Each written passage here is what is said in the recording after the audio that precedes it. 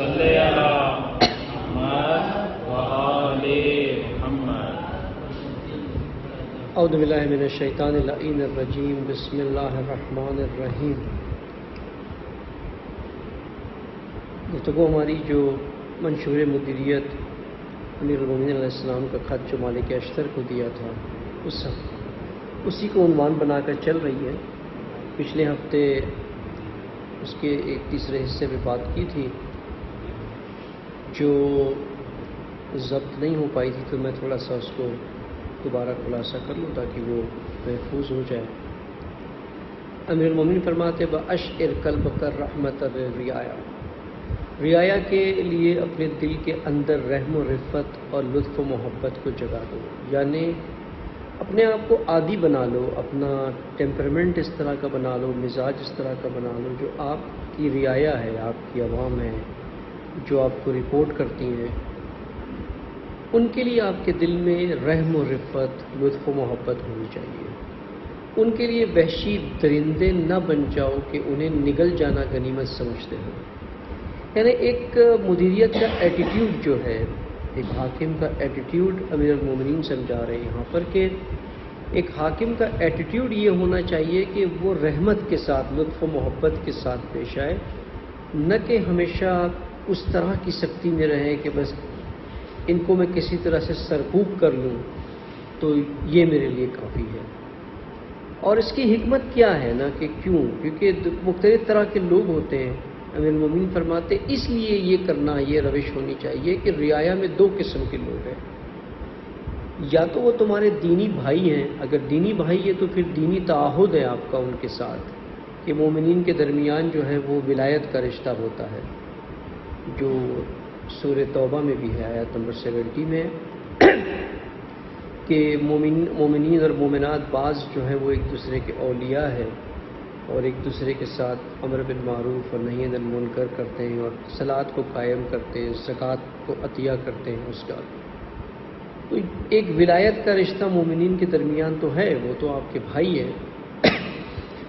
یا پھر وہ لوگ جو مومنین نہیں ہیں، کفار ہیں یا کسی اور مکتب سے، مذہب سے، وہ بھی خلقت میں تمہارے جیسے ہی مخلوق خدا ہے، یعنی اللہ کی مخلوق تو وہ بہرحال ہے خلقت میں بھی۔ اس لیے اپنے رویے کو جب کسی بھی فرد کو دیکھو تو دو ہی چیزیں ہو سکتی ہیں، یا تو وہ مومن ہے، اگر نہیں ہے تو اللہ کی مخلوق ہے۔ تو اس زاویے کو جب آپ بدلو گے، دیکھنا شروع کرو گے تو پھر چیزیں جو ہیں وہ بدل جاتی ہے۔ پھر میں نے پچھلی مرتبہ مثالیں بھی دی تھی کچھ کہ امیر المومنین کی مثال کہ عمر بن عبدہود کے ساتھ جو واقعہ ہوا، اسی کے ضمن میں مولانا رومی مولا رومی فرماتے ہیں نا کیوں امیر المومنین نے اس طرح سے برتاؤ کیا، ہٹ گئے وہاں پر، تو وہ یہی علی فرماتے ہیں نا کہ جب میں نے تم کو دیکھا ہے تو تم اللہ کا نقش ہو، کسی بھی چاہے کافر کیوں نہ ہو، دشمن کیوں نہ ہو، وہ نقش خدا ہے، اللہ کا نگار ہے، اللہ کی بنائی ہوئی مخلوق ہے، تو میں اس کو اللہ کے ہی تلوار سے ضرب لگا سکتا ہوں، اپنی نہیں، اپنی نفس کی نہیں۔ یعنی اگر اللہ کی مخلوق کو قتل بھی کرنا ہے تو اللہ کی مرضی کے مطابق ہی ہوتا ہے۔ خود نہج البلاغہ خطبہ نمبر 55 میں امیر المومنین جب صفین کی طرف میں تھے، صفین میں، تو وہاں ایک روایت بھی ہے جس میں فرماتے ہیں کہ ما دفعت الحرب یوما الا وانا اطمع ان تلحق بی تعفا فتحتی بی فتحتدی بی، یعنی میں نہیں چاہتا تھا کہ میں نے ایک دن بھی جنگ کے اندر جو تاخیر اس لیے نہیں کی، جنگ کر لی میں نے، اس وقت تک کہ میں تاخیر کرتا رہا جب تک مجھے امید تھی کہ ان کی ہدایت ہو جائے میری طرف سے، لیکن جب ہدایت کی ساری امیدیں ختم ہو گئی تب میں نے جنگ کی۔ پھر فرماتے وَتَعْشَهُ إِلَى زُعِيَّ وَذَلَكَ أَحَبُّ إِلَيَّ مِنْ أَنْ أَقْتَلَهَا عَلَى زَلَالِهَا، میں اس چیز سے حب کرتا ہوں، محبت کرتا ہوں، مجھے لوگوں کی ہدایت سے زیادہ محبت ہے بنسبت ان کے قتل کرنے کی۔ میں یہ پریفر کرتا ہوں کہ لوگوں سے محبت ہو، ان کو ظلمت سے، ہدایت سے باہر نکالا جائے، مجھے یہ چیز زیادہ پسند ہے نہ کہ قتل کرنا. یعنی قتل کرنا بھی ہے تو اللہ کی مرضی کے لیے، جب کوئی ظلمت میں ہو، ذلت میں ہو اور دوسروں کی طرف بھی گمراہی بڑھا رہا ہو. پھر اسی کو آگے جو گفتگو کی تھی تھوڑی سی کہ لوگوں سے لغزشیں بھی ہوں گی. یعنی یہ آپ اس کو ایکسیپٹ کر لیں کہ خطائیں ہوں گی، لغزشیں ہوں گی. خطاؤں سے بھی انہیں سابقہ پڑے گا اور ان کے ہاتھوں جان بوجھ کر یا بھول چوک سے غلطیاں بھی ہوں گی. یہ ساری پاسبلٹیز ہیں. جب آپ ایک سسٹم میں کام کر رہے ہو اور مختلف طرح کے لوگ ہیں تو غلطیاں بھی ہوں گی، لغزشیں بھی ہوں گی، سلپس بھی ہوں گی. کوئی جان کر بھی کر رہا ہوگا، شرارت بھی کر رہا ہوگا، کوئی انجانے میں ہو رہی ہو کسی. ساری پاسبلٹیز کو آپ اگنور نہیں کر سکتے اور ڈینائی نہیں کر سکتے ہو. ایک سسٹم کے اندر ہر طرح کے لوگ ہوتے ہیں وہاں پر. اب یہاں آپ کو کیا کرنا چاہیے؟ آپ ان سے اسی طرح عفو و درگزر سے کام لینا جس طرح اللہ سے اپنے لیے عفو و درگزر کو پسند کرتے ہو. اس لیے کہ تم ان پر حاکم اور تمہارا امام تمہارے اوپر حاکم ہے، اور جس امام نے تمہیں والی بنایا ہے اس کے اوپر اللہ حاکم ہے. اللہ نے تم سے ان لوگوں کے معاملات کی انجام دہی چاہیے اور ان کے ذریعے تمہاری آزمائش کی ہے. یعنی تم یہ نہ سمجھو کہ تم ایبسولوٹ اتھارٹی ہو. تمہارے اوپر تمہارا امام ایک اتھارٹی ہے اور امام کے اوپر اللہ تعالیٰ ایک اتھارٹی ہے. اس لیے رویہ وہی ہونا چاہیے جو اوصاف الہی کے مطابق ہے. اللہ کی صفت میں عفو و درگزر بھی ہے اور قہر بھی ہے، دونوں ہے. جباریت بھی ہے، دونوں ہے. لیکن اللہ کی سنن میں جباریت کب آتی ہے؟ اسی طرح سے تمہارے اندر بھی قہر اور سزا دینا کسی کو اسی وقت آنا چاہیے، نہ کہ ہر وقت کہ کسی کو سزا دی جائے. عفو و درگزر سے جتنا اللہ کام لیتا ہے اتنا کوئی کام نہیں لیتا. کیونکہ اللہ عفو و درگزر نہ کرے تو اب تک ہم سب عذاب میں مبتلا ہوتے ہیں. کیونکہ ہر دن خطائیں ہوتی ہیں، ہر دن گناہ ہوتا ہے، ہر وقت معصیت ہوتی ہے. اگر ایک معصیت پر بھی خدا پکڑنا چاہے تو جس وقت بلاغت تھی پہلی معصیت پہ اللہ پکڑ لیتا ہمیں اور سزا دیتا. اللہ نے تاخیر کی، اللہ نے عفو و درگزر کیا، بخش دیا، چھوڑ دیا. اسی طرح سے آپ بھی اس چیز کو دیکھو. اگر کسی سے کوئی خطا ہوتی ہے، لغزش ہوتی ہے، انجانے میں ہوتی ہے، اس کی ہدایت کرو، کوشش کرو کہ وہ ٹھیک ہو جائے. پہلی ترجیح اس بات پر ہے ہدایت کرو. اگر وہ ہدایت کے لائق نہیں ہے اور بار بار تکرار کر رہا ہے جس سے سسٹم کو نقصان پہنچتا ہے، وہاں پر پھر ایک سخت رویہ رکھا جاتا ہے. یہ گفتگو پچھلے ہفتے کی تھی لیکن وہ کیونکہ ضبط نہیں ہوئی تھی تو میں نے اس کا تھوڑا سا خلاصہ یہاں پر کر دیا. اب اس کو آگے بڑھتے ہیں اگلے حصے میں. یہ بھی ایک بہت اہم حصہ ہے اس کا. جسے فرماتے ہیں امیر المومنین بلا تن سے بننا نفس کا لحرب اللہ ہے فإنہ لا یدی لکا بنکمت ولا غنی بکا ان افوہ و رحمتہ. اب یہاں پر وارننگ دی، یعنی خطرے سے آگاہ کیا کہ اے مالک خبردار رہو. اللہ سے حرب، اللہ کے خلاف مقابلے کے لیے نہ اترنا، اس لیے کہ اس کے غضب کے سامنے تم بے بس ہو اور اس کے عفو و رحمت سے بے نیاز نہیں ہو سکتے. یہ سوچ استکبارانہ سوچ ہے جو کسی میں آ جاتی ہے کہ میں ہی سب کچھ ہوں، میں اللہ کا محتاج نہیں ہوں. انسان کتنے بھی بڑے مقام پر پہنچ جائے، کتنے بھی بڑا اس کا سٹیٹس ہو جائے، چاہے مالی ہو جائے، اقتدار ہو جائے، وہ بے نیاز نہیں ہو سکتا اللہ کی رحمت سے. رحمت سے مراد مشکلات کو برطرف کرنا، اس کی ایسنشیل مشکلات کو.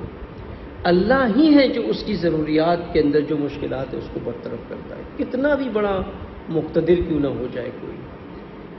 یہ سوچ نہیں آنی چاہیے. اس سے خبردار رہے. اللہ سے مقابلہ نہ کرو، اس کے خلاف جنگ پہ نہ اترو، حرب پہ نہ اترو. اس لیے کہ اگر تم نے اللہ سے جنگ کی تو پھر اللہ کا غضب بھی آئے گا. اللہ کے غضب کے آگے تم بے بس ہو، کچھ بھی نہیں کر سکتے، کچھ وہاں نہیں ہو سکتا. اب اسی کو اگر تھوڑا سا سمجھیں کہ اللہ سے حرب سے مراد کیا ہے، خدا سے حرب یعنی کیا، اللہ سے جنگ کیا مراد ہے. اس سے اللہ سے جنگ، اللہ سے تو کوئی جنگ کیسے کرے گا. کچھ ایسے اعمال ہیں انسان کے، کچھ ایسے گناہ ہیں جن کو کیٹیگرائز کیا گیا ہے کہ یہ مثال ہے اللہ سے جنگ کی مثال ہے یہ. جیسے اس میں سورہ مائدہ میں آیا نمبر 32-33 میں اس کی مثال آتی ہے. سورہ مائدہ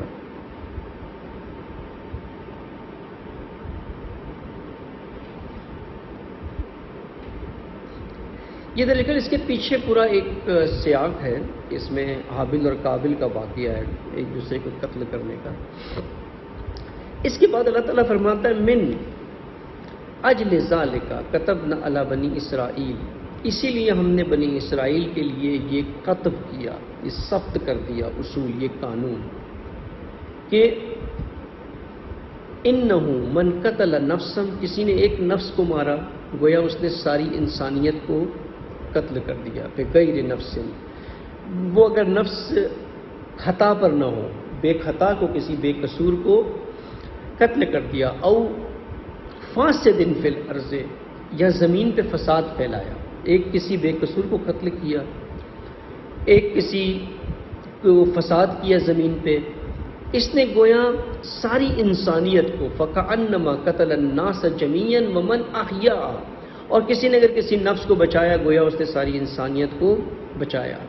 وَلَقَدْ جَاءَتْهُمْ رَسُولُنَا بِالْبَيِّنَاتِ، اور یقیناً ہمارے رسول جو ہے بینات علامت کو لے کے آئے، لیکن اس کے باوجود بھی ثم ان کثیرا منہم بعد ذلک فی الارض لمسرفون، لوگوں نے اسراف کیا، حدوں کو توڑ دیا. انما جزاء الذین یحاربون اللہ ورسولہ، یہ جو کام کرتے ہیں یہ اللہ کے خلاف اور اس کے رسول کے خلاف جنگ ہے. کیا؟ کسی بے قصور کو قتل کرنا، زمین میں فساد پھیلانا، اور جو آیتیں نشانیاں اللہ کے رسول لے کر کے آئے ہیں ان حدوں کو توڑ دینا، اس کے آگے اسراف کر لینا. یہ مثال ہے اللہ کے ساتھ حرب کی. اور اگر یہ کرو گے آپ، میرے خیال سے یہ پنکھا کر بند کر دیں، یہ اے سی بھی چل رہا ہے نا.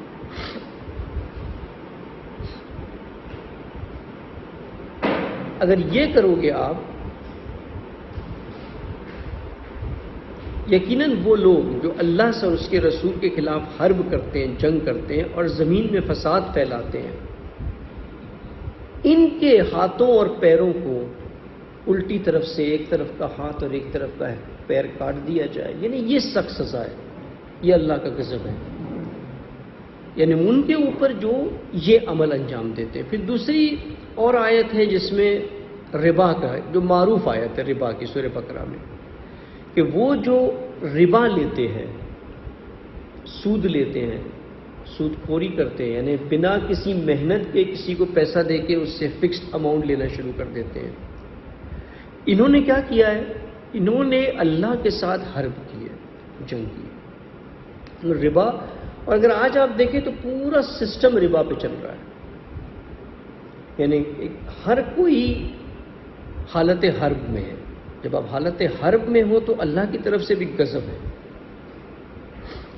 یعنی وہی ہے نا کہ جب تک نظام نہیں بدلے گا ہم ان مشکلات سے باہر نہیں نکلیں گے. یہ نظام ہی پورا جو ہے جس کے اندر حرب ہے. یعنی یہ میں نے صرف ابھی مختصر سی مثالیں یہاں پر دی ہے کہ اللہ سے مقابلے کے لیے نہ اترنے سے مراد کیا ہے. یعنی یہ کچھ اعمال ہیں، کسی بے قصور کو قتل نہ کرو، زمین میں فساد نہ پھیلاؤ، اسراف نہ کرو، ربا نہ لو. یہ چیزیں اللہ کے خلاف جنگ ہے. اور اگر تم نے یہ کیا تو اس کے غضب کا سامنا کرنا پڑے گا اور تم اس کے غضب کے آگے بے بس ہو.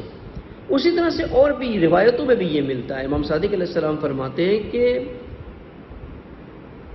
وہ شخص جو کسی مومن کو بنا کسی وجہ سے نقصان پہنچائے، ایذا کرے، اذیت دے اسے، اس سے یہ توقعات کر لے کہ وہ مجھ سے جنگ کر رہا ہے اور میں نے اس سے جنگ کرنی ہے. اور یہ بہت گہری حدیث ہے، یعنی خطرناک حدیث ہے. یہ دیکھی جائے تو کتنی جگہ ہم کتنے بے قصور مومنین کو اذیت پہنچا دیتے ہیں. مثال ایک اذیت بڑی آسانی سے ہوتی ہے نا کہ کسی یہ جو سسٹم میں نے پہلے بھی اس کی مثال دی تھی نا، کسی سے مثال قرض لے لیا آپ نے، کسی ایسے بندے سے لیے اس کے پاس زیادہ ہے بھی نہیں، تھوڑا تھا، اس کی تنخواہ 15-20 ہزار ہے، اسی سے جا کے 10,000 لے لیا آپ نے، اب اس کو دے بھی نہیں رہے ہو، لوٹا بھی نہیں رہے اس کو، مہینے پہ مہینے گزرتے جا رہے ہیں، یہ اس کو ایذا ہے، اذیت پہنچانا ہے اسے، یہ جنگ ہے خدا کے ساتھ۔ یا کوئی بیچارہ ایک لوور لیول کا سٹاف ہے، اب اس کی نہ کوئی سے ہے، اس کی نہ کچھ ہے، اس کو ان نیسسریلی اس کا مینجمنٹ جو ہے اس کو پریشان کرے، اس کو تکلیف پہنچائے، یہ ساری کی ساری سسٹم میں ہم اس کو بہت ہلکا اور لائٹ سمجھ لیتے ہیں، لیکن اگر روایتوں میں دیکھیں تو اللہ کہتا ہے مجھ سے جنگ کی ہے تم نے یہاں پہ، اگر میرے کسی عبد کو، میرے کسی بندے کو، میرے کسی مومن بندے کو، اہل ایمان عبد کو تم نے اگر یہ کام کیا، اس کو اذیت پہنچائی، اس کو ایذا دی، تو تم نے میرے ساتھ جنگ کی ہے یہاں پر۔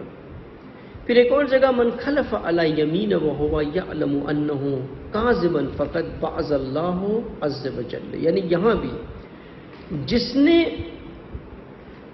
قسم کھائی، عہد کیا، جھوٹی قسم کھائی، جانتے ہوئے کہ یہ جھوٹ ہے لیکن پھر بھی جھوٹی قسم کھا رہا ہے، اس نے اللہ کے ساتھ جنگ کی، حرب کیا۔ یعنی یہ چھوٹی چھوٹی چیزیں جو ہمیں لگتی ہے لیکن یہ حرب ہے خدا کے ساتھ، اور اسی کے فرمان مالک اشتر، کیونکہ یہ ایک حاکم کی بحیثیت اس کیٹیگری میں نہیں پہنچ جانا آپ کہ اللہ کے ساتھ حرب کر لو۔ پھر کہتے ہیں کہ تمہیں کسی کو معاف کر دینے پر پچھتانا اور سزا دینے پر اترانا نہیں چاہیے، ولا تندمن علی افوا، یعنی کسی کو اگر معاف کر دو تو ندامت نہ کرو اس کے بعد کہ میں نے کیوں چھوڑا اسے، مجھے تو کچھ سزا دینی چاہیے تھی، یہ مجھ سے کیا ہو گیا، میں چھوڑ دیں نا، پچھتائیں نہیں۔ اور سزا دینے کے بعد ولا تبجحن بعقوب، کسی کو سزا دینے کے بعد اس پر گھمنڈ نہ کرنا، اس کے اوپر فخر نہ کرنا۔ ٹھیک ہے آپ کے پاس اقتدار تھا، آپ نے کسی کو سزا دے دی، لیکن اس کے بعد اس کے اوپر فخر نہ کرنا کہ دیکھو میرا کتنی قدرت ہے، میرا کتنا پاور ہے، میری کتنی طاقت ہے، یہ میں نے اس کو سزا دے دی۔ یعنی اللہ نے تمہیں یہ حق دیا ہے سزا دینے کا، ایک حاکم کو حق دیا ہے، لیکن اس کے اوپر یہ فخر نہ کرو، یہ آپ اللہ کے حکم سے کر رہے ہو، نہ کہ یہ سوچو کہ میرا اقتدار ہے تو میں یہ کام کر رہا ہوں۔ اسی طرح سے کسی کو معاف کر دیا آپ نے، پھر پچھتاؤ نہیں اس کے بعد کہ میں نے کیوں معاف کر دیا، اس کو تو مجھے سزا دینا چاہیے تھی، اگر وہ اہل تھا معافی کا تو آپ نے اس کو معاف کر دیا۔ اب اس کے بعد امیر المومنین ایک اور موضوع کھولتے ہیں یہاں پر جو بہت اہم موضوع ہے، شاید مکمل نہ ہو پایا لیکن میں شروع کرتا ہوں، اس پر شاید اگلے ہفتے یہ ہو جائے۔ پھر کہتے ہیں ولا تسرعن الی بادرۃ وجدت منہا مندوحۃ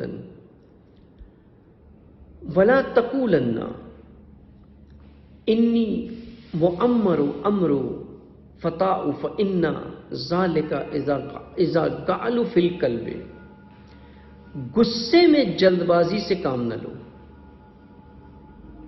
غصے میں جبکہ اسے ٹال دینے کی گنجائش ہو، یہ بہت اہم امر ہے یہاں پر، اور ایک بہت بڑی آفت ہے مدیریت کی، غصہ، یہ بڑی آفت ہے مینجمنٹ کی۔ غصہ، اب اس پہ تھوڑی سی تفصیلاً ڈسکس کرتے ہیں کہ کیا ہے نا، یہ نہیں کہ غصہ آنا ہی نہیں چاہیے، ایک غلط تفکر ہے یہ، غصہ نہیں آنا چاہیے۔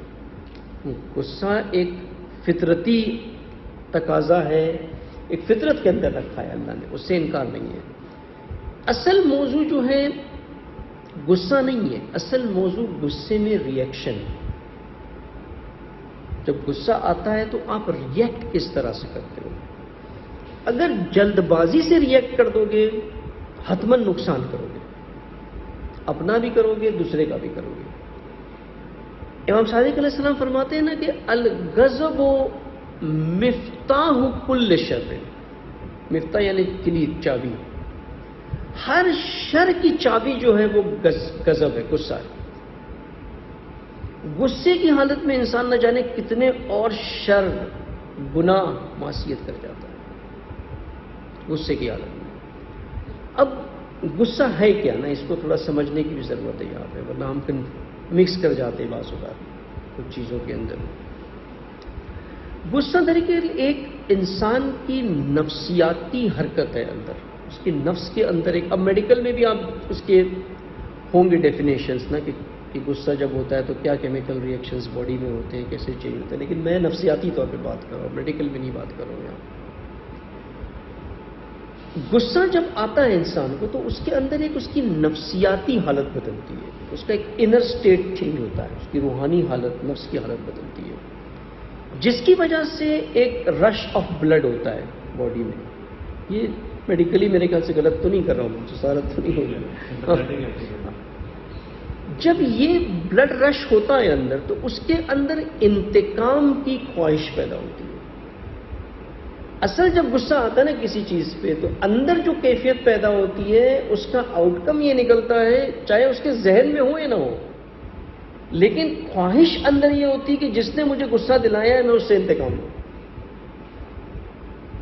اور جب یہ غضب بڑھتا ہے، یہ ایجیٹیشن اس کے اندر بڑھتا ہے اور تیز ہوتا ہے تو یہ وائلنٹ ہو جاتا ہے، پھر وہ عملی ری ایکشن دکھاتا ہے، پھر اس کے اندر ایک آگ سی لگ جاتی ہے اندر سے، جس کی وجہ سے وہ کنٹرول لوز کر جاتا ہے اپنی عقل کے اوپر، اپنی ذہانت کے اوپر، اور بے قدرت ہو جاتا ہے، کنٹرول نہیں کر پاتا ہے، یعنی قدرت اپنی آپ جو اس پہ طاقت تھی، قدرت تھی کنٹرول کرنے کی، وہ ختم ہو جاتی ہے۔ پھر وہ کوئی بھی ڈیمیج کر سکتا ہے، کسی کو تھپڑ مار دے گا، کسی کو گالی دے دے گا، کسی کو دھکا لگا دے گا، کچھ بھی کر دے گا۔ غصہ یہ نہیں ہے کہ انسٹنٹلی جو ہے انسان جو ہے وہ اس سٹیج پہ پہنچ جاتا ہے، ایک گریجول ہوتا ہے، لیکن گریجویلٹی میں بھی بہت فاسٹ پروسیس ہوتا ہے، اتنا سلو پروسیس نہیں ہوتا ہے کہ آپ کو ٹائم ملتا ہے کہ ابھی میں ایک سٹیپ پر ہوں، ابھی مجھ سے غصہ آ رہا ہے اور پھر چند گھنٹے بعد یہ غصہ بڑھ کے نیکسٹ سٹیپ پہ پہنچے گا، نہیں، یہ چند منٹوں میں ہو جاتا ہے، یہ بعض اوقات سیکنڈز میں ہو جاتا ہے یہ کام۔ اب جب اس کا انر سٹیٹ بدلتا ہے غصے کی حالت میں تو وہ کس طرح کا ہو جاتا ہے، اس کی کئی مثالیں عرفا نے اور علماء نے دی ہے کہ یہ اسی طرح سے اس کی مثال ہے جیسے کہ ایک غار میں یا ایک بند کمرے میں جس میں کوئی کھڑکی نہیں ہے، دروازہ نہیں ہے، کوئی ایگزاسٹ نہیں ہے، اس کے اندر آگ لگ جائے اور پھر کیا ہوگا، دھواں پھیلے گا اندر، وہ دھوئیں کو کوئی ایگزٹ نہیں مل رہی ہے، وہ دھواں جب اندر پھیلے گا، اتنا دھواں پھیل رہا ہے جیسے سفوکیٹ، اندر کو سفوکیٹ، اس کا دم گھٹنے لگ جائے، کوئی اندر شخص، وہ کمرہ بند ہے، اس میں آگ لگ گئی ہے، اس کی حالت کس طرح کی ہوتی ہے کہ اندر سے اس کو گھٹن محسوس ہوتی ہے کہ کسی نے مجھے غصہ دلایا ہے، پہلی کیفیت اس کی یہ شروع ہو جاتی ہے۔ پھر اس کے بعد اس کا آؤٹ کم کیا ہوتا ہے، اب اس کو ایگزٹ چاہیے کہیں نہ کہیں سے، جو ایگزٹ اس کو مل گیا وہ وہاں سے اس کو ظاہر کر دے گا، اور سب سے آسان ایگزٹ کیا ہے، منہ، زبان، سب سے پہلے یہاں سے وہ ایگزٹ کرے گا، چیخے گا، چلائے گا، بالکل حیوانوں کی طرح۔ کنٹرول یہاں پر بالکل نہیں رہتا، ٹھنڈا نہیں ہو سکتا، اور نہ صرف یہ، اگر کوئی اسے ٹھنڈا کرنا چاہے، مثال ایک کمرے میں آگ لگی ہے تیز، اب آپ اسے پانی ڈالیں، اس میں کیا ہوگا، وہ آگ اس پانی کو بھی ختم کر دے گی، بلکہ یا ایندھن بن جائے گی اس کی، یا وہ خود مٹ جائے گی۔ جو ٹھنڈا کرنے جاتا ہے وہ خود یا تو اس کو بھڑکا دے گا یا کوئی اثر نہیں ہوگا۔ نتیجہ کیا نکلے گا؟ نتیجہ یہ نکلے گا کہ اچھے اخلاق، حسن اخلاق پر اس کی آنکھیں ٹوٹلی بند ہو جائے گی، اور کسی بھی ہدایت کے لیے اس کے کان بند ہو جائیں گے، بہرے ہو جائیں گے، امید ہی نہیں ہوگی کہ یہ اس حالت میں آپ اس کی بڑے سے بڑا کوئی پیر اولیاء بھی آ جائے تو مشکل ہو جاتا ہے اس کے لیے اس کی ہدایت کرنا۔ یہ جو اسٹیٹ پیدا ہوتی ہے، فلاسفرز بڑے بڑے یہ کہتے ہیں نا کہ ایک کشتی اگر بہت بڑے طوفان میں پھنس گئی ہو نا، سب طرف سے بڑی بڑی لہریں ہوں، پھر بھی وہاں امید کی جاتی ہے، کر سکتے ہیں کہ اس کشتی کو اس کا کیپٹن بچا سکتا ہے، کیونکہ وہ حواس میں ہے، ہوش میں ہے، وہ دماغ لگا رہا ہے۔ لیکن غصے کی حالت میں وہ انسان کو نہیں بچا سکتے، کیونکہ اس کے مائنڈ اور عقل پہ کنٹرول ختم ہو گیا. کوئی نصیحت، کوئی کاؤنسلنگ، کچھ بھی نہیں، بلکہ ری ایکشن اپوزٹ ہے. جتنا ہدایت کرنا چاہو گے اتنا وائلنٹ ہوگا. پہلے اس پہ غصہ تھا، آپ ہدایت کرے وہ آپ پہ بھی شروع ہو جائے گا. یہ اسٹیٹ ہوتی ہے. لیکن سوال یہاں ایک جو اٹھتا ہے نا بڑا، وہ یہ ہے کہ جب یہ اتنی بڑا شر ہے تو یہ آتا کیوں ہے انسان کے اندر، رکھا کیوں اللہ نے؟ جب ایک اتنا بڑا شر ہے جس سے بہت بڑے نقصانات ہوتے ہیں، ہوئے ہیں، کرتے ہیں انسان، ایسی کتنی خطائیں جو انسان نے ایک غصے کی حالت میں کر لی اور ساری زندگی اسے پچھتانا پڑا، ساری زندگی پچھتانا پڑا اسے. مثال باہر یہاں بھی ہوتے ہوں گے، یہ کیسز ہوتے ہی ایسے. ویسٹ میں یہ کامن کیس ہے نا کہ مثال غصے کی حالت میں آ کر کے بیوی کو مار دیا، قتل کر دیا، ساری زندگی زندان میں. امریکہ میں تو گن عام ہوتی ہے، لائسنسڈ ہوتی ہے سب کے پاس، شوٹ کر دیتے ہیں غصے میں. ساری زندگی آپ ضائع ہو گئی ایک غصے کی حالت میں. تو یہ کیوں اللہ تعالیٰ نے یہ قدرت انسان کے اندر رکھی ہے، قوت کیوں رکھی ہے؟ یہ قوت غضبیہ. اخلاق میں تین جو قوت ہے، قوت شہویہ، عقلیہ اور غضبیہ، یہ وہ قوت ہے. یہ قوت در حقیقت بہت بڑی نعمت ہے مخلوق کے لیے. یہ نہیں کہ ہم اس کو کوشچن کریں کہ کیوں ہے یہ، مجھے غصہ کیوں آتا ہے، میں نہیں آنا چاہیے، میں دعائیں کروں مجھے غصہ آئے نہیں. یہ تو ایک قوت رکھی ہے اللہ نے جو بہت بڑی نعمت ہے. یعنی وہ کام کرتی ہے، یعنی یہ قوت وہ ہے جو دنیا اور آخرت کو تعمیر کرتی ہے انسان کی. کیونکہ کنویں مدافعہ جو ہے، دفاع، ڈیفنس کی جو پاور ہے انسان کے اندر، وہ در حقیقت کنویں غضبیہ ہے. اگر غصہ نہیں آئے گا آپ اپنی دفاع ہی نہیں کر سکتے. مثال کوئی حیوان ہے، کوئی کتا ہے، آپ کی طرف لپک کے آ رہا ہے، آپ کیا کرو گے اس وقت؟ آپ دفاع کرو گے نا. کیسے دفاع کرو گے؟ آپ اس کو کک مارو گے، آپ اس کو پتھر مارو گے. تو یہ جو کک مارنا، پتھر مارنا، یہ تو غصے کا ہی ری ایکشن ہے نا. آپ کو غصہ آیا ہے وہاں اس کتے کے اوپر، اس حیوان کے اوپر. اگر غصہ نہ آئے کچھ بھی نہیں کرو گے، آپ بیٹھے رہو گے. اب بعض اوقات دیکھا ہوگا آپ لوگوں نے کہ کوئی بندہ ہے، کوئی کسی کو ذلیل کر رہا ہے، بالکل اس پہ کوئی اثر ہی نہیں ہوتا، اس کو غصہ ہی نہیں آتا ہے.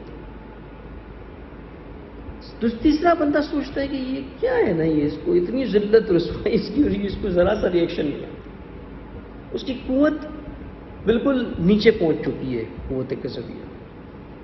یعنی یہ وہ قوت ہے جس سے انسان اپنی ذات، اپنے خاندان کا تحفظ کرتا ہے. مثال کوئی آپ کی ناموس کو دیکھے بری نظر سے، اس کو غصہ آنا چاہیے نہیں آنا چاہیے؟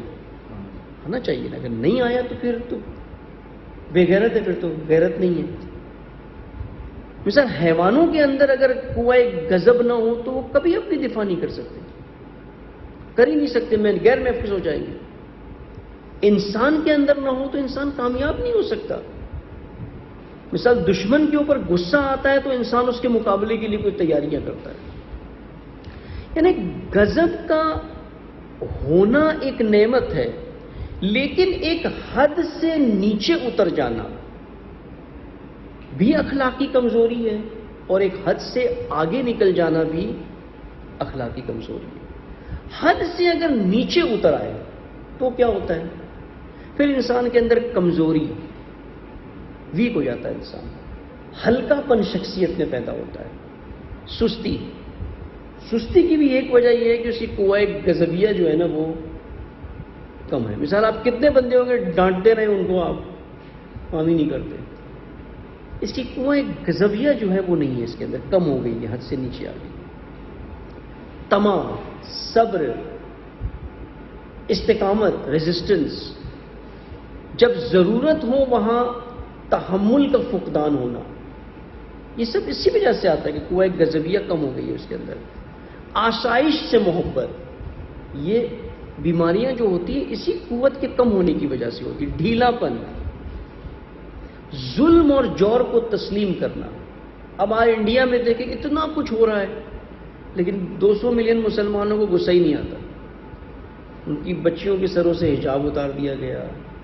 کسی مولوی کو دیکھا نہیں ہو آپ نے آ کر کے غصے کی حالت میں آ کر کے ایک سٹیٹمنٹ بھی دیا ہو. وہ ایک غضبیہ جو ہے بالکل ختم ہو گئی,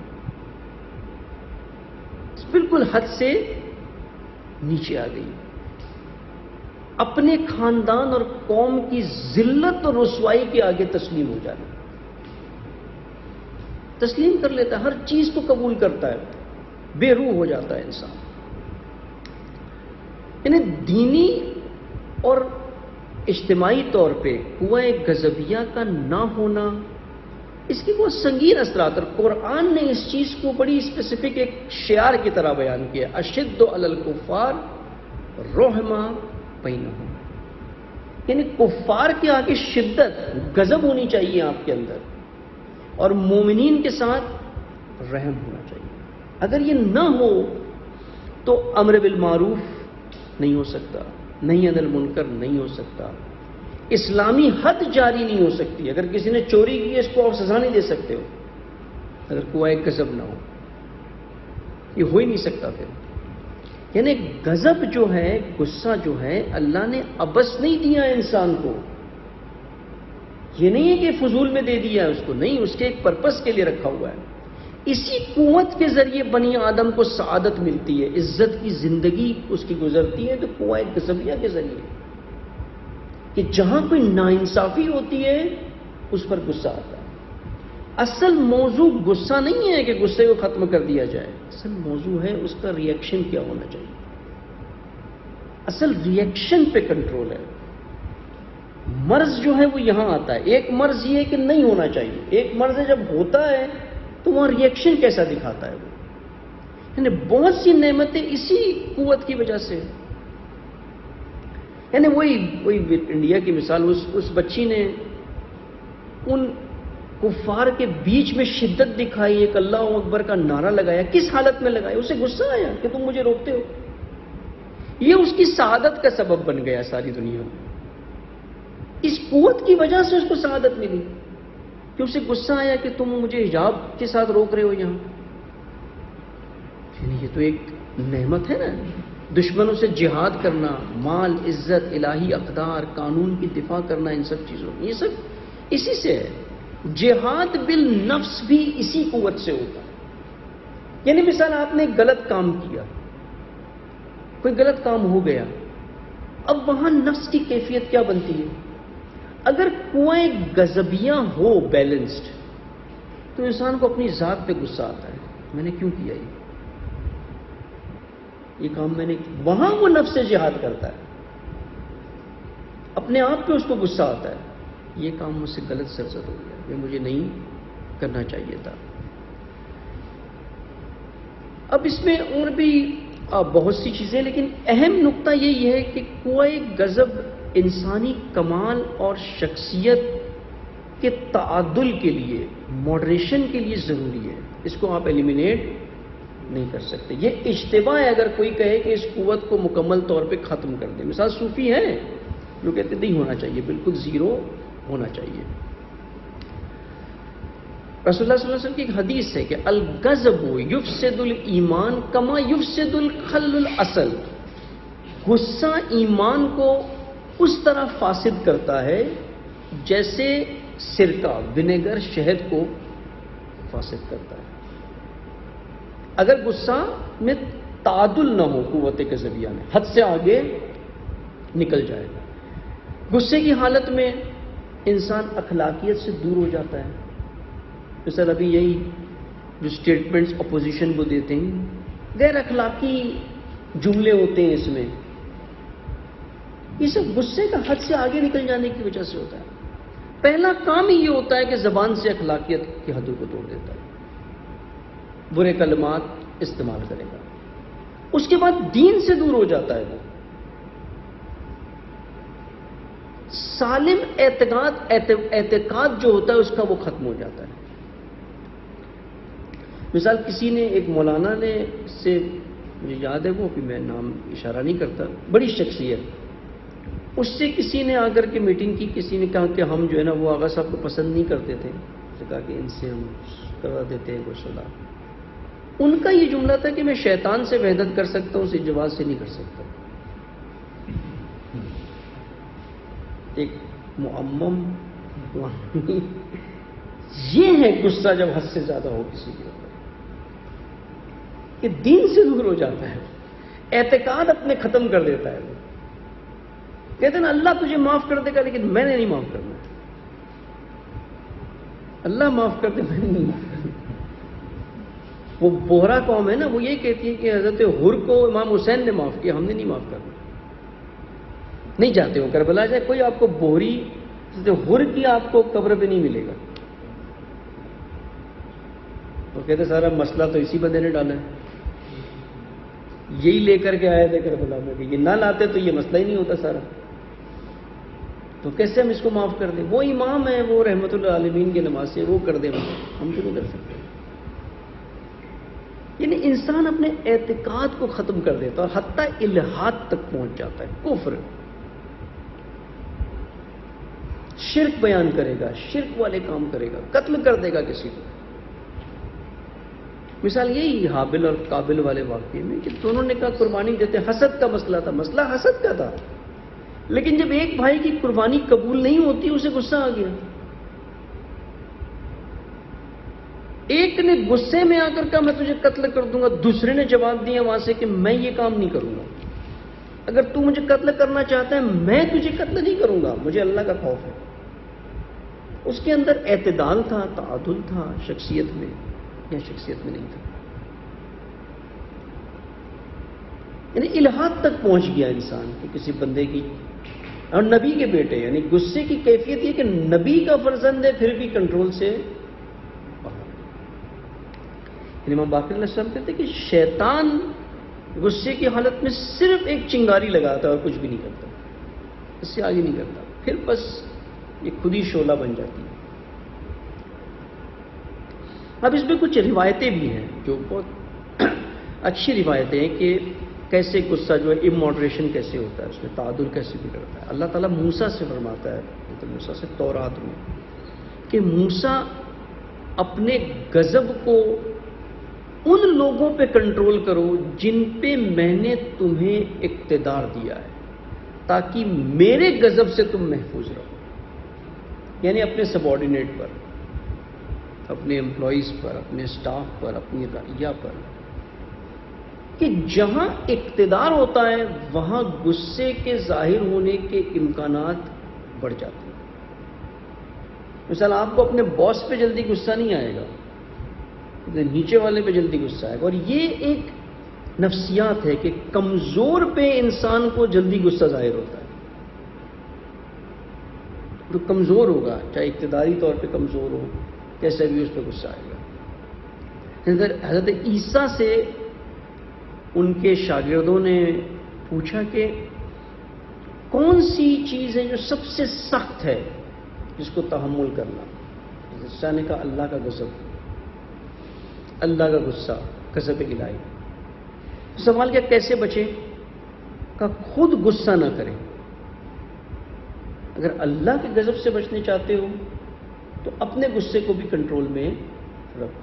اب یہ نقطہ ذہن میں رکھنا ہے کہ غصہ ایک قوت ہے جو اللہ نے ایک نعمت رکھی ہے انسان کے اندر.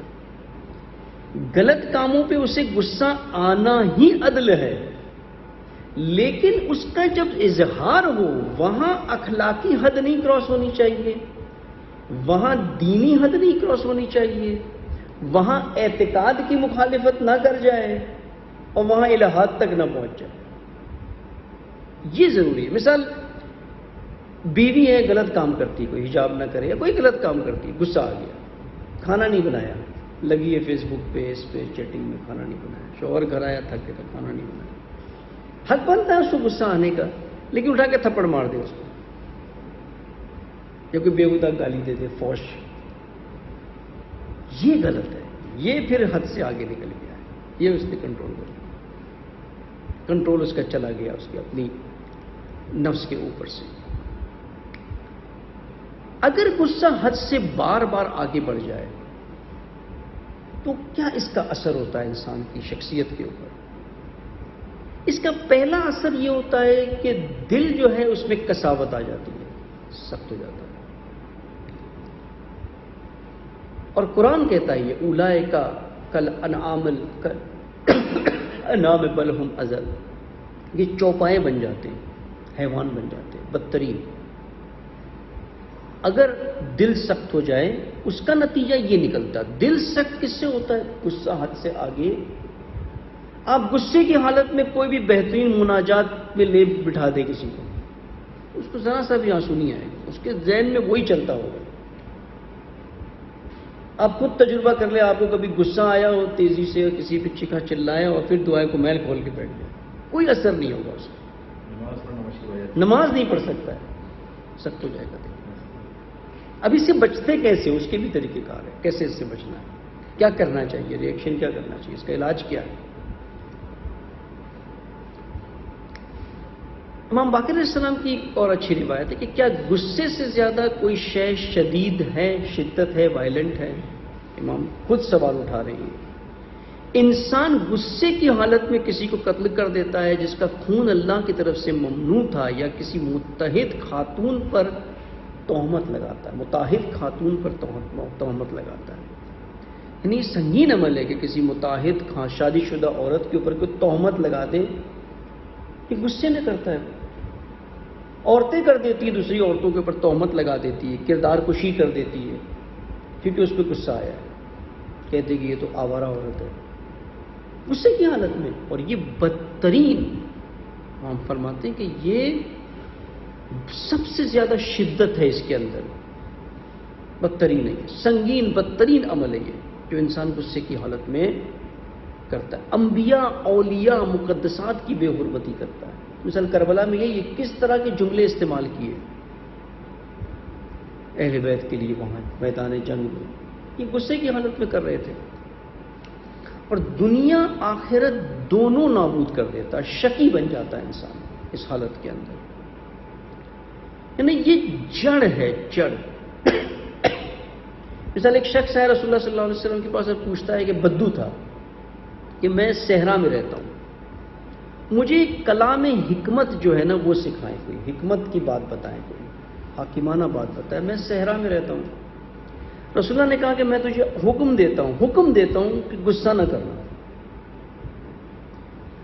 اس نے پھر سے سوال کیا کہ رسول اللہ نے مجھے کوئی کلام حکمت بتایا نا، یہ آپ مجھے کیا بتا رہے ہو کہ غصہ مت کرو؟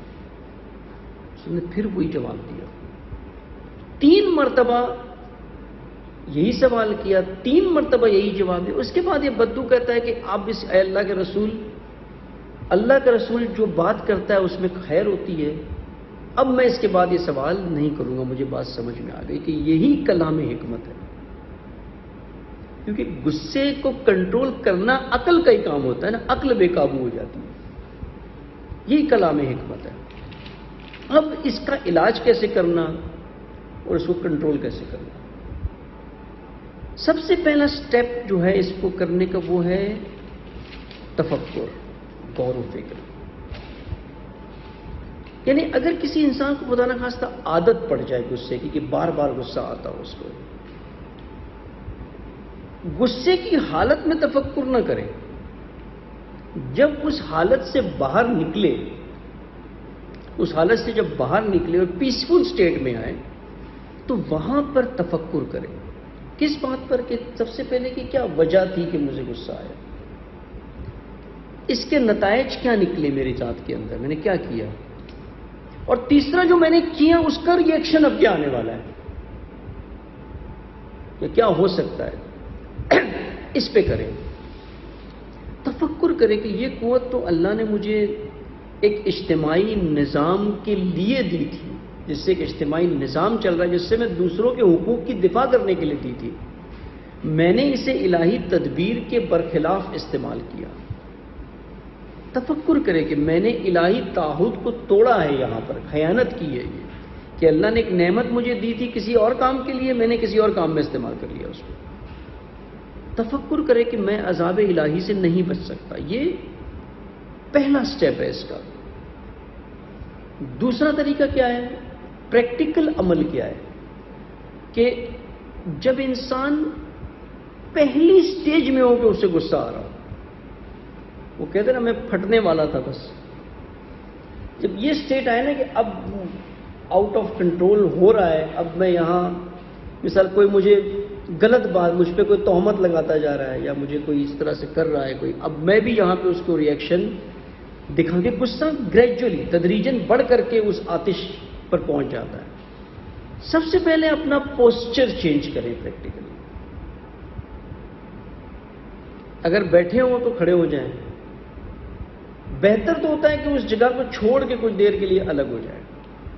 امام باقر فرماتے ہیں کہ اگر نکل سکتے ہو اس جگہ سے نکل جاؤ, اگر کھڑے ہو تو بیٹھ جاؤ, بیٹھے ہو تو کھڑے ہو جاؤ. یہ جو سگریٹ پیتے ہیں نا, ان کی ایک یہ خوبی ہے, ان کے اندر ایک اچھی صفت بھی ہے سگریٹ پینے والوں میں کہ جب ان کو غصہ آتا ہے یہ فوراً سگریٹ جلاتے اور باہر سگریٹ پھونکنے لگتے ہیں. ان کا غصہ سگریٹ میں نکل جاتا ہے. یہ ان کے اندر ایک آرٹ ہوتا ہے نا کہ جب دیکھا ہے میں نے اکثر نا, وہ غصہ آ رہا ہوتا ہے تو فوراً نکالیں گے جیب سے, وہ پھونکنا شروع کرتے ہیں ایک کے بعد ایک کے بعد ایک کے بعد, اس سے بچ جاتے ہیں وہاں پر. اسی میں ایک اور طریقہ یہ ہوتا ہے کہ کوئی تیسرا فرد وہاں کھڑا ہو نا, وہ اس کو ایک فزیکل ٹچ دے, یعنی اس کی کندھے پہ ہاتھ رکھیں, ٹھنڈا کریں اس کو فزیکل ٹچ سے, زبان سے نہیں. اس کا اٹینشن کو ڈائیورٹ کرے, کسی اور کام میں اس کو مشغول کرے. مثلا آپ نے دیکھا دو افراد بیٹھے ہوئے, ابھی کوئی ڈسکشن چل رہا, غصہ آ رہا ہے, اب لگ رہا ہے کہ یہ ہمیں ایک آؤٹ آف کنٹرول ہونے والا ہے. اب کسی دونوں میں سے ایک کو کسی اور کام میں بھیج دیں, وہ کر کے آئیں, چھوڑیں بعد میں بات کریں گے. اور خود اپنے ذہن کو جہاں یہ احساس ہو اللہ کے ذکر میں مشغول کر دے, اللہ کی یاد میں مشغول کر دے. اگر انیشیل سٹیج میں انسان غصے کو کم کنٹرول کر لیتا ہے تو پھر آگے وہ آتش نہیں بنتا, شعلے نہیں بھڑکتے اس کے. اور جب اس کی ایک خوبی یہ ہے بہت نا کہ جب آپ پریکٹیکل سٹیپس کو اپنا کر کے کسی چیز کو اچیو کر لیتے ہو نا, کہ مجھے غصہ آیا تھا, میں اٹھ کے نکل گیا, میں نے ظاہر نہیں ہونے دیا, یہ تجربہ آپ کے ذہن میں رہے گا اگلی مرتبہ کے لیے. اور اسی طریقے سے آہستہ آہستہ اس کی کیفیت بدل جائے گی. یہ جو عادت تھی غصہ آنے کی, ظاہر کرنے کی, یہ چینج ہو جائے گی. اگر غصہ تیزی سے آگے بڑھ جاتا ہے تو پھر یہ کام بے اثر ہو جاتا ہے کہ اٹھنا بیٹھنا یہ نہیں ایکٹیو کرتا. ایک طریقہ پھر اس کا یہ ہوتا ہے کہ اگر مجھے پتا چل رہا ہے کہ اب آؤٹ آف کنٹرول ہو گیا ہے, کسی ایسے شخص کے سامنے میں چلے جاؤں جو مجھ سے بڑی بزرگ شخصیت ہو, وہاں اس کے احترام میں پھر اخلاقی مقام نہیں کروں گا. اور جسے میں نے پہلے بھی کہا نا, غصہ ریلیز ہوتا ہے تو کمزور کے اوپر, اپنے برابر کا کوئی پاور والا ہو, پوزیشن والا ہو, وہاں کم ہوتا ہے, اور اپنے سے اوپر کوئی ہو اس کے سامنے اور کم ہو جاتا ہے, نہیں آتا ہے سو غصہ, اندر ہی رہ جائے گا, اندر ہی دب جائے گا وہ. یہ پریکٹیکل طریقہ کار ہے. اب ایک اور طریقہ کار ہے کہ اس کی جڑ کو ختم کرنا. غصے کی جڑ کیا ہے یہ ہم نے پہلے ڈسکس کیا ہے بہت ڈیٹیل میں پہلے. یہ موضوع خود خواہی, خود محبت. اصل اس کی روٹ جو ہے وہ یہاں ہے. اپنی عزت, اپنی نفس کی عزت سے محبت کرنا, دولت سے محبت کرنا, شہرت سے محبت کرنا.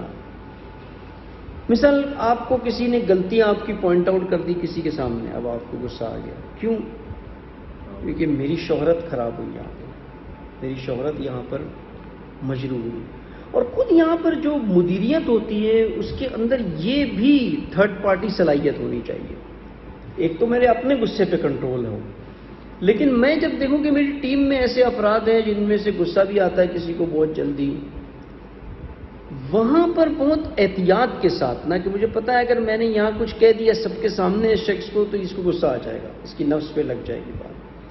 پھر وہی بات اس کو تنہائی میں جا کر کے کرے, اس کے سامنے نہ کرے سب, اس کو علیحدہ سے اس کو بتائے کہ یہ غلطی آپ کی تھی.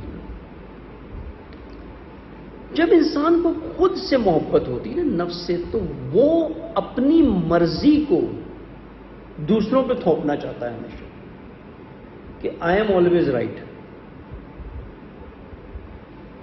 اکثر آپ دیکھیں گے سینئر مینجمنٹ کو جونیئر لیول پہ غصہ کیوں آتا ہے کہ وہ اس کی بات کو نہیں مان رہا ہے, وہ کہہ رہا ہے نہیں سر ایسے نہیں ہوتا ہے, ایسے ہی ہوتا ہے. وہ چیزے گا کیوں نہیں, میں کہہ رہا ہوں نا ایسے ہی ہوتا ہے. آپ کو کیا پتا, وہ چاہتا ہے کہ اس کے اندر خود خواہی ہے. وہ لاجیکل آرگیومنٹس کو بھی نہیں دیکھ رہا ہے یہاں پر کہ کیا رکھے گئے میرے سامنے. وہ دیکھتا بھی نہیں ہے کہ آپ کیا ایویڈنس لے کے آئے ہو یہاں پہ. نہیں میں نے کہہ دیا نا بس ایسے ہی. وہ آرگیومنٹ بھی قبول نہیں کرتا. اگر یہ چیز, یہ خود خواہی اس کے اندر بہت زیادہ ہو انسان کے اندر, تو وہ جو اس کے اہداف ہے وہ اگر حاصل نہ ہو, کوئی رکاوٹ آ جائے اس میں, وہ اپنا کنٹرول کھو دیتا ہے.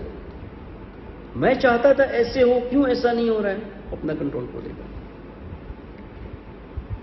خود خواہی جو ہوتی ہے انسان میں, یہ خود سے محبت, اپنی نفس سے محبت, شہرت سے محبت, یہ دوسری بیماری کو جنم دیتی ہے. سب سے پہلی بیماری جو پیدا ہوتی ہے نا, وہ طمع, لالچ, یہ پیدا ہوتی ہے. ہرس, حسد, یہ بیماریاں اندر پیدا ہونا شروع ہو جاتی ہیں جب انسان میں خود خواہی ہوتی ہے, اپنی ذات سے محبت ہوتی ہے. اور یہ بیماریاں پھر اس کے عقل اور شعور کو ختم کر دیتی ہیں. پھر نفس گمراہ ہو جاتی ہے اس کی, اور وہ عمل کرتا ہے جو اللہ کی صفات کے خلاف اور غیر عاقلانہ ہوتا ہے. غصے کی حالت میں انسان غیر عاقلانہ کام کر رہا ہوتا ہے, عاقلانہ کام نہیں کر رہا ہوتا ہے. اگر اس کے اندر خود کی محبت نہ ہو, شہرت کی محبت نہ ہو, طمع نہ ہو, لالچ نہ ہو, آپ دیکھیں گے کہ وہ ٹھنڈا رہے گا, کام رہے گا, مطمئن رہے گا, اپنا کنٹرول کہیں لوز نہیں کرے گا. غصہ آئے گا اس کو لیکن کنٹرول کہیں لوز نہیں کرے گا. اور سختیوں کے اندر بھی صبر سے رہے گا, اپنا سیلف کنٹرول نہیں ہوگا, اور ان نیسیسریلی اس کو جو ہے بلا وجہ غصہ نہیں آئے گا. اسی لیے اگر اپنی ذات سے محبت ختم کر دے, بہت سی بیماریاں خود بخود نکل جاتی ہیں. صرف اگر اپنی ذات سے ان چیزوں کو نکال دیں. یہ ایک اس کی جڑ ہے. ایک اور بنیادی وجہ غصے کی ہے کاذب فکر یا کاذب خیال کہ غصہ کرنا یعنی شجاعت. میں کسی پہ چیخا چلایا یعنی بہت بڑا میں نے شجاعانہ کام کیا. وہ کہتے ہیں مثال کوئی گاڑی چلا رہا ہو, کوئی سائڈ سے نکلا غلط, آپ کو غلط اس نے ڈرائیونگ کی, اس نے وہیں سے شیشہ اسے 2 گالیاں دی اس کو. وہ گالی دے کے سمجھتا ہے میں نے بہت بڑا شجاعت کا کام کیا. وہ ایک مرتبہ میں ادھر ہی UK میں تھا شاید, گاڑی میں بیٹھے تھے, ساتھ میں کوئی ڈرائیو کر رہا تھا, وہ اس نے غلط کیا نا. وہاں تو اکثر نہیں ہوتا ہے اس طرح سے. اس نے 2-4 میرے ساتھ جو بندہ تھا, وہ اس نے 2-4 اس کو پنجابی میں تھا شاید گالیاں نکالی. میں نے کہا بھائی 1 منٹ صرف سوچیں, یہ شیشہ بھی بند ہے, آپ موٹر وے پہ 100 کلومیٹر کی سپیڈ پہ ڈرائیو کر رہے ہو, نہ ادھر کوئی مائک لگا ہوا ہے نا موبائل فون ہے, یہ گالیاں اس تک پہنچی بھی نہیں ہے. یہ کون سا شجاعت دکھائی ہے آپ نے یہاں پہ؟ یہ ہوا میں تلوار گھما کے آپ کہہ رہے ہو مرحبا انتر کو میں نے پچاڑ دیا. یہ کون سی شجاعت دکھائی ہے آپ نے؟ یعنی یہ شجاعت سمجھنا, وہ کنفیوزڈ ہے شجاعت اور غصے کے درمیان. یعنی مجھے غصہ آیا تو میں نے ایسی کی تیسی, امیر المومنین کے لشکر میں کہتا وہ کہتا, ایسی کی تیسی کر دیں گے ہم جا کے معاویہ کی. اس کو شجاعت سمجھتے ہیں. شجاعت کے اسباب اور ہے. شجاعت پیدا ہوتی ہے محکم نفس سے, تعادل سے, ایمان سے, عیش اور مصیبت کی زندگی کی حالت کی پرواہ نہ ہونے سے. وہاں شجاعت پیدا ہوتی ہے. غصہ تو کمزوری اور پستی سے نکلتا ہے, تو یہ دونوں ایک تو نہیں ہو سکتی. شجاعت اور غصہ جو ہے وہ ایک ہو گیا. اکثر عورتوں میں یہ زیادہ ہوتا ہے کہ وہ غصے کو جو ہے نا وہ شجاعت سمجھتی ہے. ساس بہو پہ غصہ کرے گی، سمجھے گی میں نے بڑا شجاعانہ کام کیا جس کو سرکوب کر دیا میں نے. پھر بہو غصہ کرے گی ساس کے اوپر، سمجھے گی آج میں نے سنا دیا، 10 سنا دی میں نے اس کو. وہ شجاعت سمجھ کے بیان کرتے ہیں، کیونکہ غصہ کمزوری اور پستی کس سے نکلتا ہے. اس لیے عورتوں میں بھی دیکھیں، بچوں میں بھی دیکھیں، بچے کمزور ہوتے ہیں، غصہ بہت جلدی آتا ہے بچوں کو. کوئی چیز لے لے ان سے غصہ آ جائے گا. کمزوری ہوتی ہے، ابھی نفس اتنی محکم نہیں ہوتی. اخلاقی کمزوریاں ہی جلد غصے کا سبب بنتی ہیں. اب یہ چند اس میں چیزیں اور بھی تھی، لیکن اس کو وہی ہے کہ یعنی غصہ جب امیر المومنین بھی اسی چیز کو یہاں فرما رہے ہیں نا کہ مالک اشتر سے کہ غصے کی حالت میں جلد بازی سے کام نہ لینا. یہ ایک مدیریت کا بڑا پرنسپل ہے کہ اگر جلد بازی سے کام لوگے دیوانے ہو جاؤ گے، حیوان بن جاؤ گے. یہاں پر زبان، آنکھ سب قابو سے پار ہو جاؤ گے. آپ نے دیکھا ہوگا پین پھینک دیں گے غصے میں آ کر کے، پلیٹیں پھینک دیں گے، کاغذ پھینک دیں گے. یہ کیا ہے؟ بے قابو ہو گیا یہ. اب اس پین کی کیا خطا ہے؟ پین آپ نے پھینک کے توڑ دیا، بعض اوقات گلاس پھینک کر کے توڑ دیا، موبائل بھی پھینک دیتے، بہت پھینک دیتے ہیں. عورتیں اکثر یہ کرتی ہے، پھینک دیتی ہے موبائل. میاں نے کہا سارا ٹائم فیس بک پہ بیٹھی ہوتی، یوٹیوب پہ بیٹھی، اس نے غصے میں اٹھا کے وہیں پٹک دیا. وہ نقصان کس کا ہوا؟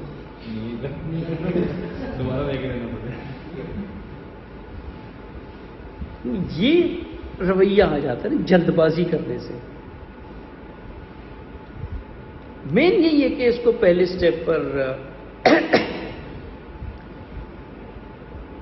شجاعت انبیاء اولیاء ان کی صفات ہوتی ہے، پر غصہ جو ہے وہ کمزور انسانوں کی صفات ہے. امیر المومنین یہی کہتے ہیں غصے میں جلد بازی سے کام نہ لو جبکہ اسے ٹال دینے کی گنجائش ہو. اس کے آگے اور ابھی اس کو پھر اگلی نشست میں لے لیں گے کہ اگلا حصہ جو ہے اس کا اس کو کر لیتے سمجھتا ہے اس کا. تو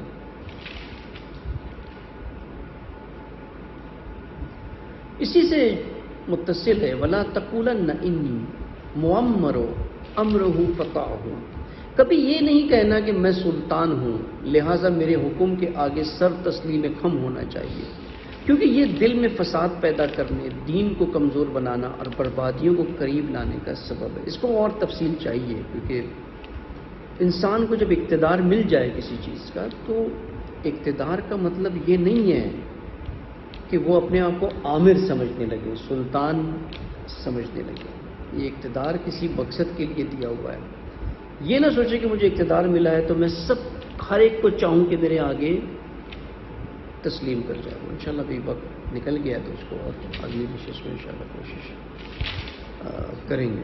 کوئی سوالات ہے تو جی